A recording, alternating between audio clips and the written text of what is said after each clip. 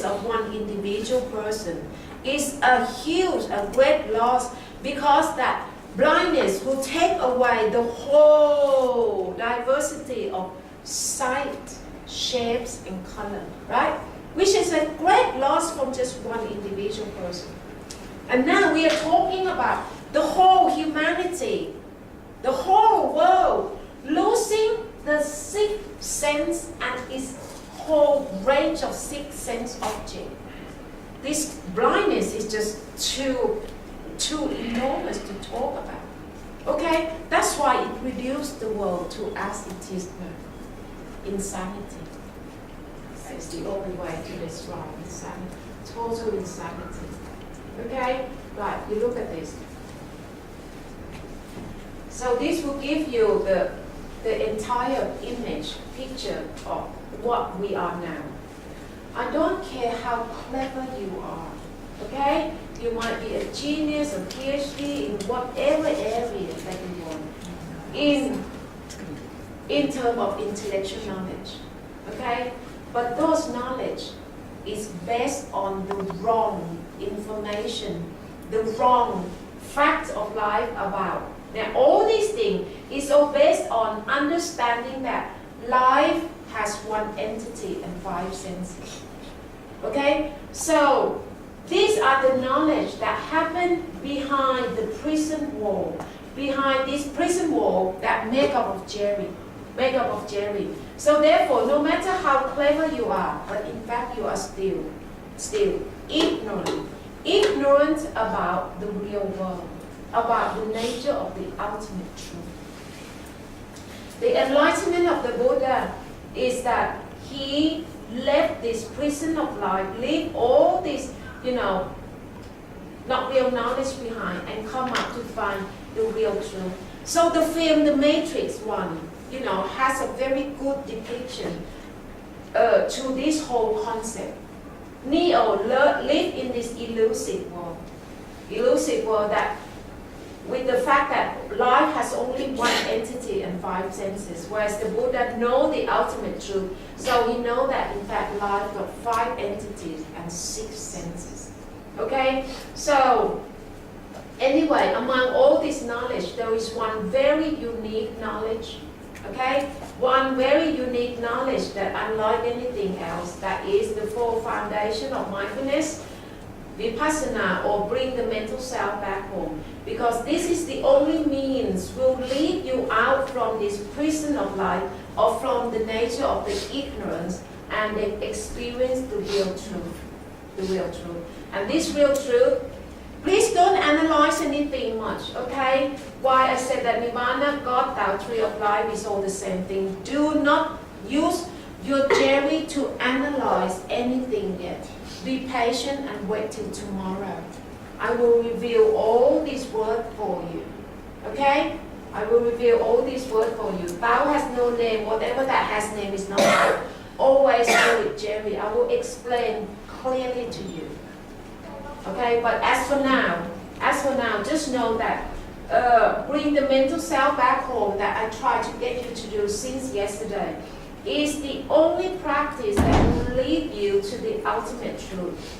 None of this knowledge, no matter how clever you are, being a scientist or whatever, okay, cannot lead you to the ultimate truth. Okay? So that's why you can see, Stephen Hawking classed as the genius in physics nowadays of today.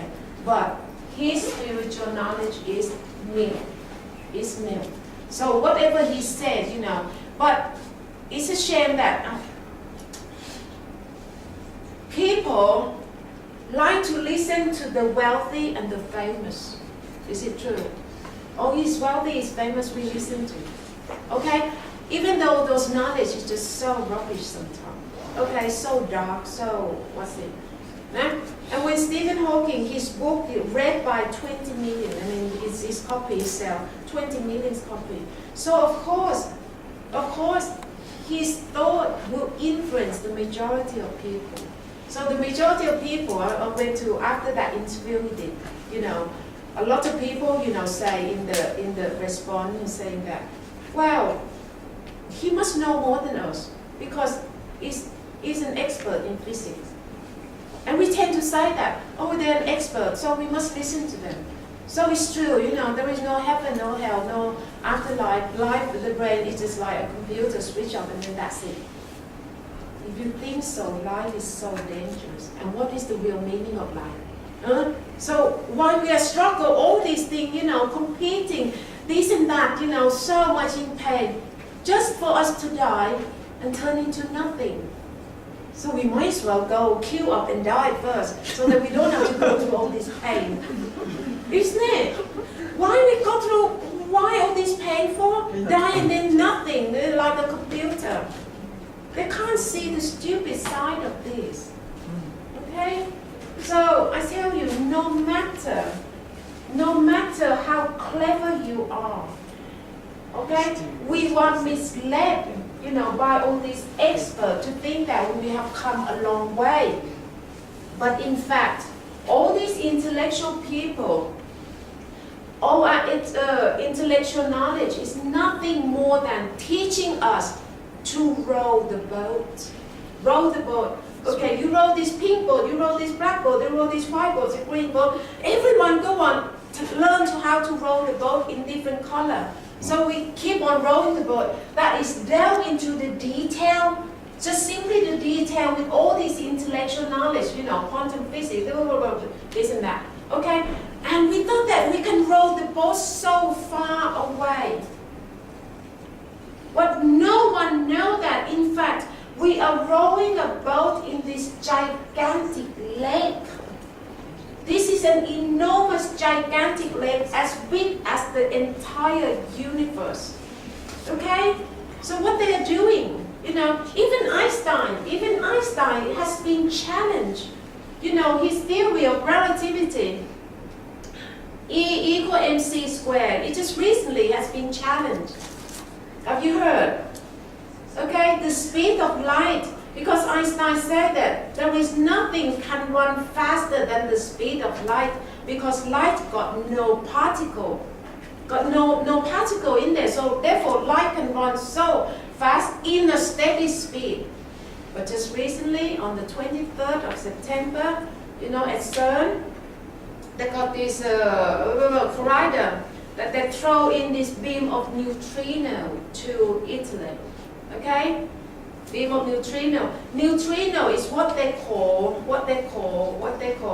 They still have the particle, but the particle of neutrino is neutral. It got no electrical effect in there. Okay? It got no electron, it's just neutral. So therefore, it can run so fast. And it happened to run faster than the speed of light, which is defined. The theory said that there is nothing can run faster than the speed of light. As long as you have particle, even though neutral or not neutral, it's still particle. Therefore, it got weight. So therefore, it cannot run faster than the speed of light. But it happened that neutrino run faster than the speed of light, which make E not equal mc squared anymore, which will affect every avenue of knowledge, scientific knowledge that we learn. All these this book that you talk about science, everything is so wrong. They have to be right all this knowledge. This give all these physicists, a big nightmare, because being scientists, especially the physicists like Einstein, they want anything but they want to know this final certainty. They want to know the normality, the certainty. So the run-up of the theory of relativity is nothing more than Einstein want to find something that is totally still and solid. Still, so that it can use that still point to measure things, so that all the result can come up in a total, have the standard of measurement, no matter where you measure from. But you can't see, you cannot find, because the whole universe is moving. So therefore, you got to measure in a relative manner. That is the theory of relativity. Because he cannot find anything that is just still and certain, okay, to measure. which is something that Einstein hates. So that's why he said he doesn't work like this. His quantum mechanics, his quantum physics, because quantum physics is rely on the probability. It's about the law of change. About the law of change. Everything change. It's just problem. He hates it. Einstein want to find something that is solid, that is not changed, that is solid there. So basically, he wants to find the ultimate truth. That's why he went off to find the theory of everything. And I respect him for that. Even though all other physicists, look at Einstein at that time, the last 30 years of his life, look at Einstein with contempt because they all know that the theory of everything is just a doomed theory. You cannot find it. Okay, and everyone, they all go back to find, something else, develop this, the quantum physics until it is today. All these technologies are based on this quantum physics.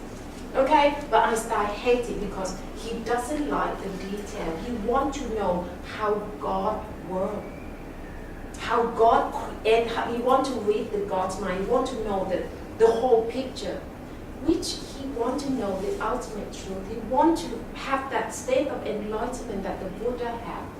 Okay, that was the Buddha, but shame, he didn't find it. So he spent the last 30 years of his life, finding something, this nature, all this nature, that he failed to find. So Einstein question, Buddha answer is not about,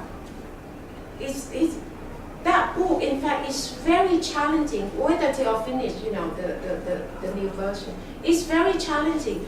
What I try to say is that Einstein have failed to find all this, but the Buddha have found it already.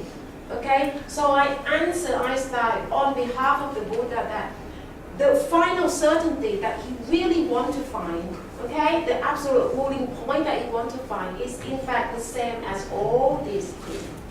As all these things. So that is very challenging. Okay? So this is how this whole intellectual knowledge works. So whatever you learn,